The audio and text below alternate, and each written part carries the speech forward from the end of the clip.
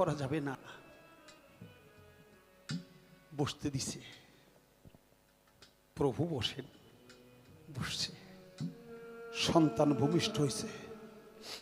ভূমিষ্ঠ হওয়ার পরে বলে, মা গো আমাকে একটু ঘরে যেতে দিবে। না না না না, এটা কি হয়? মাত্র যেই নবজাতক শিশুটা ভূমিষ্ঠ হলো, সেই ঘরে তুই পুরুষ মানুষ হয়ে মরিবার কি করে আসবে?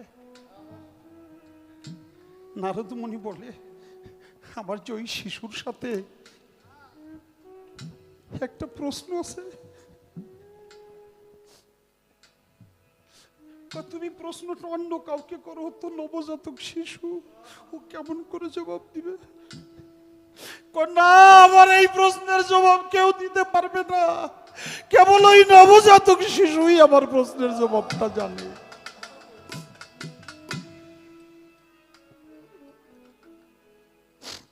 ভিতরে যাইতে দিছে।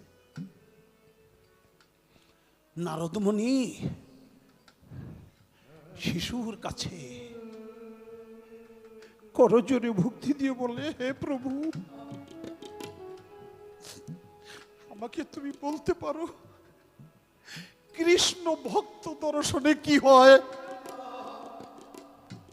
ওই নবজাতক শিশু জবান খুলে বলে দিল, হে নারদ মুনি, কৃষ্ণ ভক্ত দর্শনে আমার মতো একটা মানব কুলে জন্ম হয়।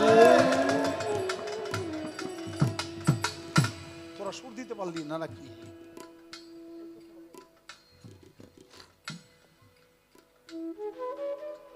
যেমন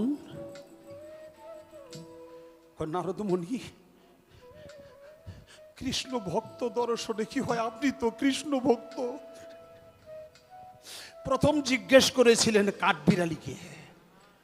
সেই কাঠবিড়ালি কে ছিল জানেন?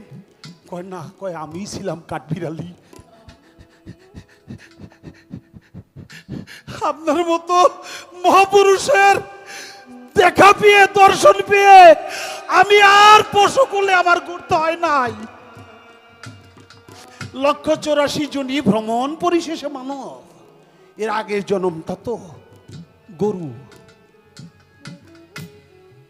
আমার অন্য জনিতে না ঘুরে আপনার দর্শন করছি, সেই কারণে ডাইরেক্ট আমি ওই কাঠবিড়ালি থেকে গরু কুলে জন্ম নিয়েছিলাম।